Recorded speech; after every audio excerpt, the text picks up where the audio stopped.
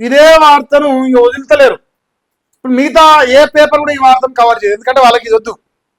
వాళ్ళకి కావాలని కవితకి ఏం తిట్టింది, రేవంత్ రెడ్డి ఏమన్నాడు, సుజన్ రెడ్డి ఏం చేసింది, ఇదే కావాలి వాళ్ళకు. ఇది ఇప్పుడు ఇష్యూ డైవర్ట్ అయిపోవాలి. సో డైవర్షన్ పాలిటిక్స్ చేయడంలో రేవంత్ రెడ్డి మునగాడు కాబట్టి మరి వాళ్ళు డైవర్ట్ కాకుండా ఈ వార్త రాసి చూడండి. సింగరేణిపై అట ప్రైవేటు కత్తి పెట్టాడ. సంస్థను తెగనమ్మేందుకు కేంద్రం రాష్ట్ర సర్కారు కుట్ర చేస్తుండ. పాలకులు అసంబద్ధ నిర్ణయాలతో సంస్థ భవిత ప్రశ్నార్థకమైందంట. నైనీ బ్లాక్ బొగ్గు టెండర్ల ఉదంతంతో తొలగిన ముసుగట. కొత్తగా తీసుకువచ్చిన మైన్ డెవలపర్ అండ్ ఆపరేటర్ నిబంధనతో నైనీ బ్లాక్ లోనే 2000 కొలువులు ఖతమవుతున్నట.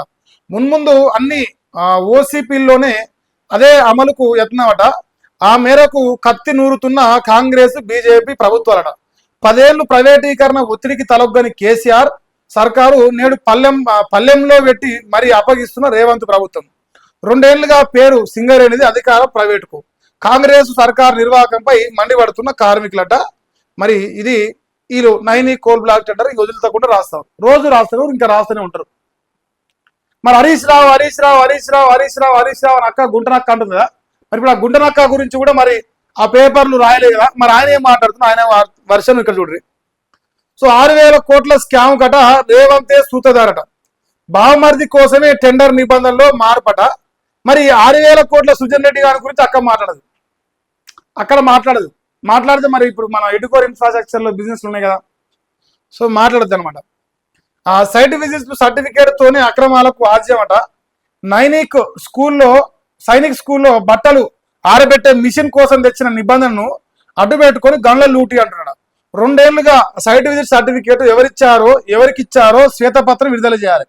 సిబిఐ లేదా సిట్టింగ్ జడ్జితో విచారణ జరిపించాలి.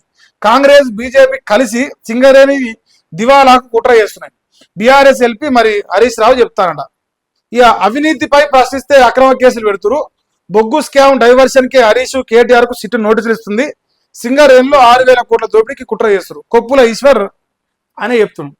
ఈ 6000 కోట్ల పైన ఆంధ్రజ్యోతి రాయదు, ఈనాడు రాయదు, వెలుగు రాయదు.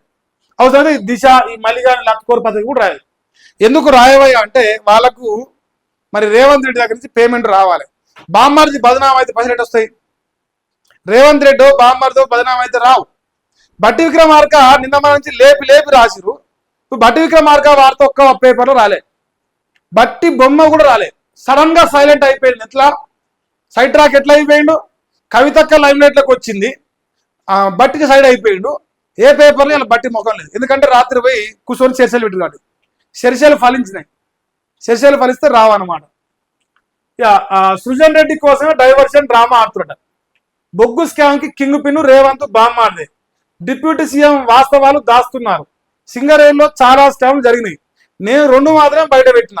ఆ అన్ని కుంభకోణాల వెనుక్కున్నది సుజన్ రెడ్డి. ఫోటోలు వీడియోలు అన్ని ఆధారాలు ఉన్నాయి. టైం వచ్చినప్పుడు వాటిని బయట పెడతాం. బట్టి వ్యాఖ్యలపై హరీష్ రావు కౌంటర్ ఇచ్చింది. బొగ్గు స్కామ్ పై సిబిఐ ఎంక్వైరీ వేయాలి. సైట్ విజిట్ సర్టిఫికేట్ పై శ్వేతపత్రం ఇవ్వాలని డిమాండ్ చేస్తాం. సో దీనిపైన చర్చ పెట్టే దమ్ము కాంగ్రెస్ పార్టీ కానీ రేవంత్ రెడ్డి అనుకూల మీడియా సంస్థలకు కానీ లేదు. ఏ ఒక్కరు కూడా హరీష్ రావు గారు మరి బట్టి విక్రమార్క కౌంటర్ ఇచ్చిన విషయాల గురించి మాట్లాడతలేదు. ఈ సైట్ విజిట్ సర్టిఫికేట్ గురించి ఆయన ప్రస్తావిస్తూ సైనిక్ స్కూళ్లలో బట్టల మిషన్ కి సంబంధించిన సైట్ విజిట్ అది టెండర్లకు సంబంధించిన సైట్ విజిట్ కాదు, బీఆర్ఎస్ ఇచ్చిందని చెప్పేసి వాళ్ళు కౌంటర్ ఇచ్చారు.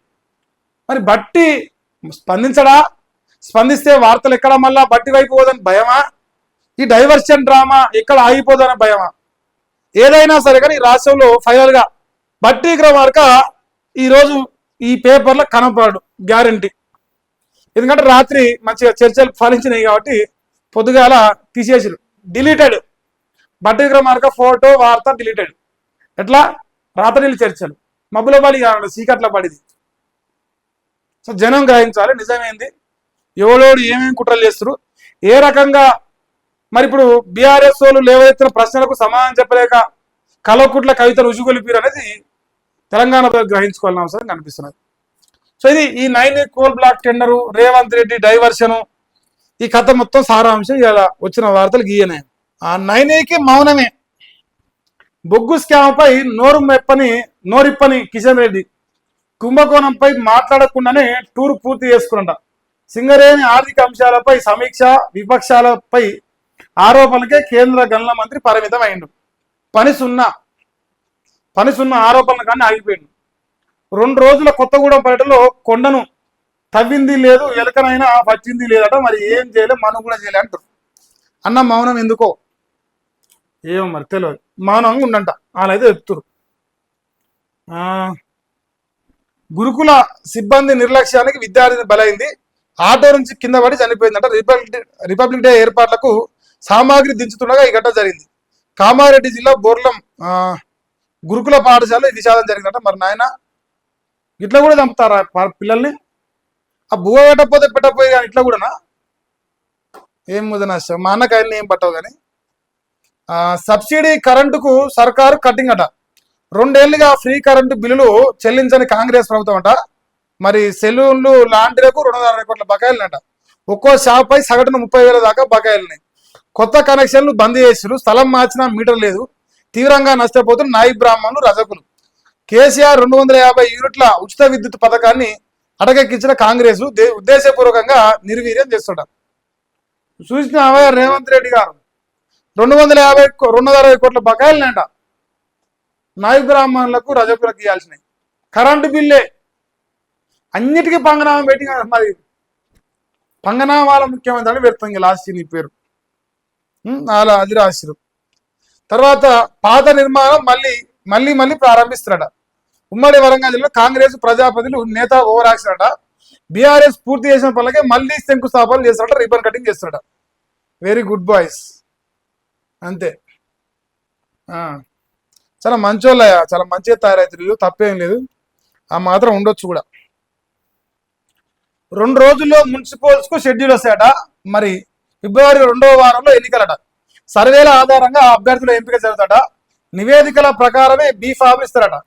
మంత్రులు ఉత్తమ పొంగులేటి ఇద్దరు కలిసి మరి చెప్తారట. జర చూసుకోరా. ఆ ఊర్లో ఆల్రెడీ పట్నంలో షురు చేసిరు వాళ్ళు ప్రచారం. మున్సిపాలిటీలో నిలబడాలనుకునే వాళ్ళు ఎవరి పనిలో వాళ్ళు ఉన్నారు బిజీగా. మరి రేవంత్ రెడ్డి ఏమో జనాలు చుట్టకాలం చేసుకుంటే బిజీగా ఉన్నాడు. నేడు గణతంత్ర దినోత్సవం అంట. మరి జెండా ఎగరవేసిన గవర్నరు. పరేడ్ గ్రౌండ్ లో భారీ బందోబస్తు, శుభాకాంక్షలు తెలిపిన మాజీ సీఎం కేసీఆర్ అట. అదొక వార్త వేసిరు. సూర్యాపేట జిల్లాలో కాకీల ఆకృత్యాలట. దళితులపై పెరుగుతున్న పోలీసు వేధింపట. కోదాడలో దళిత యువకుని చితకబాదిన ఎస్ఐ చికిత్స పొందుతూ కర్ల రాజేష్ అనే వ్యక్తి చనిపోయాడు. ఎస్ఐ సురేష్ రెడ్డి కొట్టడంతోనే మృతి చెందినట్లు ఆరోపణలున్నాయి. ఇంతవరకు చర్యలు తీసుకొని ఉన్నతాధికారులు. వివాదాస్పద ఎస్ఐలకు జిల్లాలో పోస్టింగ్ ఇస్తారు. మంత్రి ఉత్తమ్ అండతో రెచ్చిపోతుంటే ఆరోపణలున్నాయి. చర్యలు తీసుకోవాలని దళిత సంఘాలు డిమాండ్ చేస్తున్నాం. మేమేం తీసుకోం, ఓపెన్గా చెప్తున్నాం. ఇప్పుడు చర్యలు తీసుకోవాలి అంటే మా పైన మేము తీసుకోవాలి చర్యలు. మా పైన మేము ఎట్లా తీసుకుంటాం? మేము మంచోళ్ళం కదా. పోలీసు వాడు అంటే వాడు కాంగ్రెస్ పార్టీకి అనుకూలంగా పనిచేయాలి. వాడు కాంగ్రెస్ ఎమ్మెల్యేనో, కాంగ్రెస్ ఎంపీనో, కాంగ్రెస్ మంత్రి చెప్తే వాళ్ళు చంపాలి. వాళ్ళ డ్యూటీకి అదే కదా.